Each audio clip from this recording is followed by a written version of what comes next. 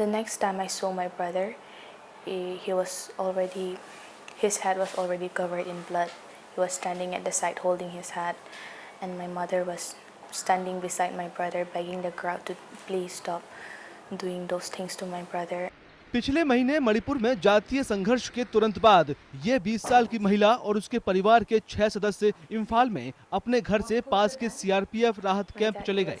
हालांकि उनमें से केवल 4 ही वहां पहुंच पाए। First it was our car, and the second car was our cousin's car. And in front of the DC office, which was about half a kilometer away from the camp we were supposed to go, the mob have already gathered around 200 of them. And we nearly took a U-turn after we saw the mob, but then some guys, they came from behind and stopped us. Then they opened our car, opened the doors, and they forcefully pulled all of us out of the car.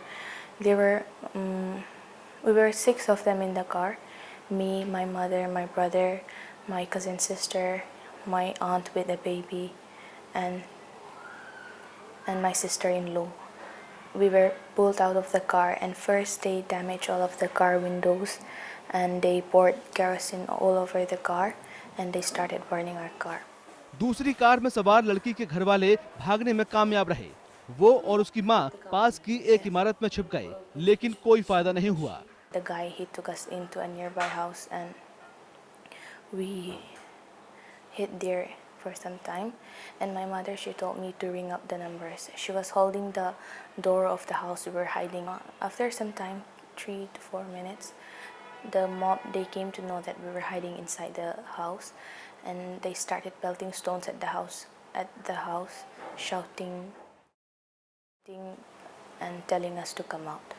But my mother, she still held the door of that house, trying to block the mob from coming in. And a guy pushed the door open, and I immediately ran to the door and tried to block the mob from coming in.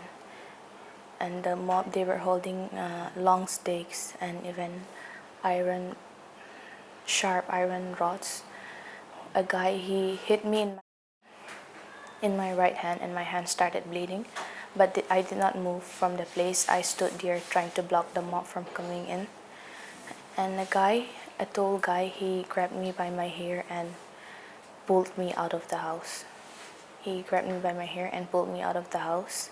And the mob, they already entered the house and pushed us, all of us, outside the house. And I started searching for my family members.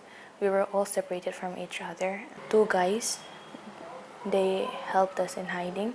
They took us to a government building. It was like a small colony. There were many buildings inside the colony. It was not far from the spot where the incident happened. So they locked us up in the building, a top floor of the building, and told us to stay here, to stay quietly, and that they would, when the violence, it gets better, when things get better outside, they would drop us off to a nearby camp. I contacted almost all the police officers in our community, but none of them were reachable. Then after some time, an officer, he picked up the call, and he also said that he came to pick up 2 bodies of a man and an elderly woman, and I knew right away it was my brother and my mother. 5 घंटे तक उस इमारत में बंद रहने के बाद एक व्यक्ति ने परिवार को अपनी कार के बूट में छिपाकर राहत कैंप तक पहुंचाने में मदद की। He made us hide in the decky of the car. The 3 of us, me, my aunt, my cousin, and the small baby. We tried our best to fit inside the decky of the car. It was very dark and tight, but we did not have any choice. And the guy, he told us, suppose if we run into anyone on the road, we would get killed instantly. There's no chance of you surviving. But we did not have any choice, since we could not stay at the same place too. We decided to try out our luck, and we tried our best to fit inside the decky of that car. And since it was too dark and tight, the baby started crying loudly.